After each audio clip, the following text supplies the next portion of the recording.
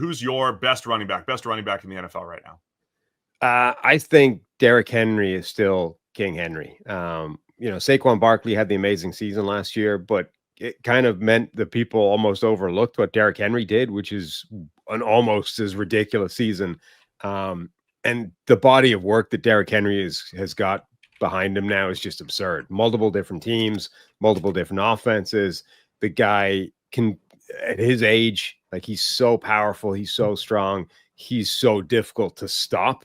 And then if you do give him a head of steam and get him to the line of scrimmage, he's got home run ability. You don't think, a guy of his size, he's sort of not the classic home run hitter. You think of those guys as small, explosive, dynamic.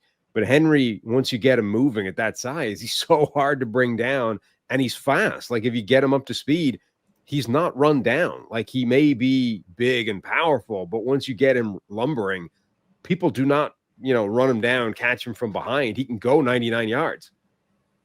Yeah, Henry's close for me. Saquon Barkley's close. I know we're going to have to discuss the difference between Saquon Barkley, Derrick Henry, and then my best running back. I'm going Christian McCaffrey. Still, coming off the injuries, we can't forget Christian McCaffrey. When he's out there, when he has the ball, as far as run pass threat, what he brings to the offense, you cannot forget how good Christian McCaffrey is. We can't have recency bias just because Derrick Henry and Saquon Barkley had their special seasons. But I think those are the clear top three, right? I mean, those are the three top guys. And look, McCaffrey could be done. I mean, if he's absolutely cooked, then I look like an idiot here. But I'll give him one more year. Just like I'll give Mahomes one more year. We'll give McCaffrey one more year. But McCaffrey, as much as we've talked about Kyle Shanahan, and he's the running back maker, just put anybody in there, the Shanahan name, since the 90s, you just put any running back there. Of all the running backs that they've had over the last couple of years, McCaffrey, you could argue, is the one that's actually elevated that offense more, right? Every running back is productive and they do well. McCaffrey has taken that offense to another level. When they didn't have him last year, things seemed to fall apart. There's a lot of that, without breakdown here. It did coincide with Brock Purdy taking over as the starter. So there's, some confounding variables there, Sam. But I think McCaffrey, his knack for getting into the end zone, in the tight red zone, is outstanding. He's got the big play ability. He's got the short area ability. And like I said, of all the running backs, like Saquon's close as far as a pass game weapon, but legitimate pass game weapon where I think McCaffrey, could be a slot receiver if he needed to be. So I just don't want to sleep on McCaffrey. I'm making a point on a couple of these. Like, let's not go straight recency bias.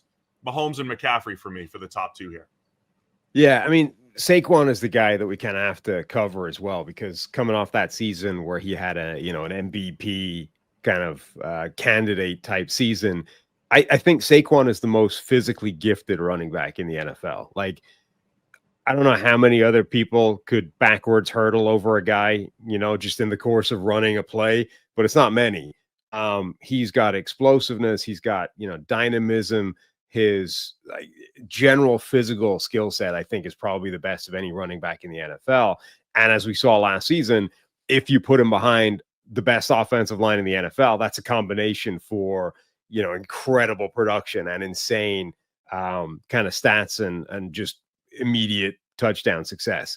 Number one, most teams do not have the number one offensive line in the NFL. So in this mythical world of, hey, you needed one guy for a game tomorrow, I think you probably have to assume that you don't have the best offensive line in the league in that one game.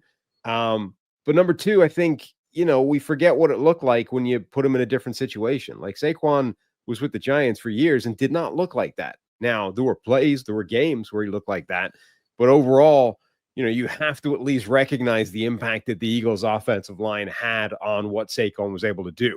Now, he's a perfect combination for that. You put him in a situation like that, and he might turbocharge that more than a Christian McCaffrey or a Derrick Henry or any other running back.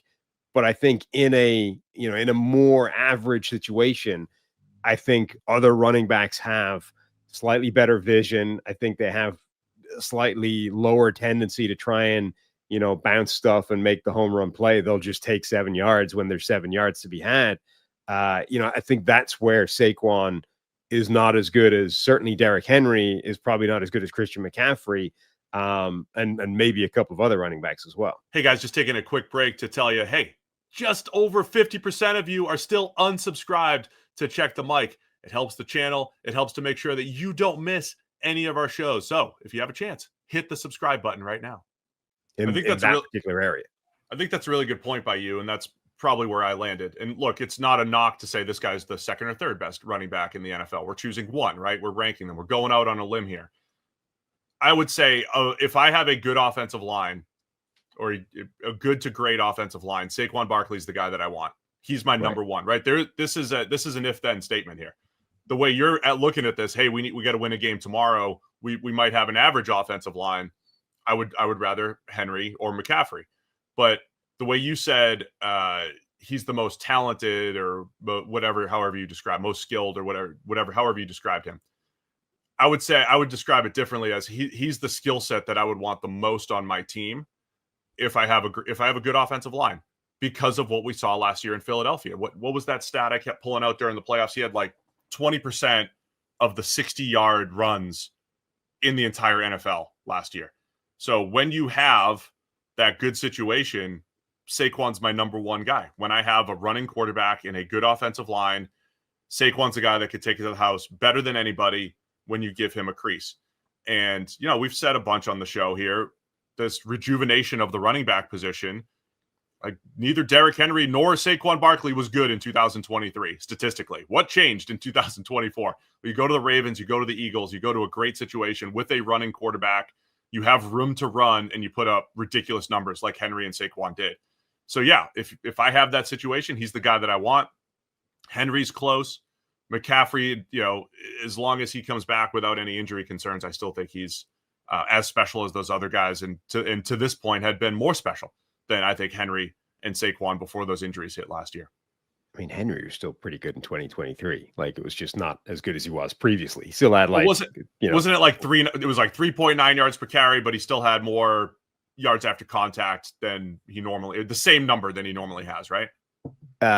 Well, it was 4.2 yards per contact and 12 touchdowns. But yeah, it was a massive step down from his previous. It was like, I think Derrick Henry, it was a classic example of like, that's where people start looking for the trend. Like the mistake people made with Derrick Henry in 2023 analysis was the same mistake I made when Tom Brady's decline started in 2014. And you're like, well, that's about the age quarterbacks start to decline. Let's write the eulogy, right? Like, that's what people did with Derrick Henry. Oh, look, his numbers are down relative to previous years, and he's 29, 30 years old. Let's start writing him off now. It's probably all these carries have finally hit their weight. Like, he's being dragged down. It's the beginning of the end, right?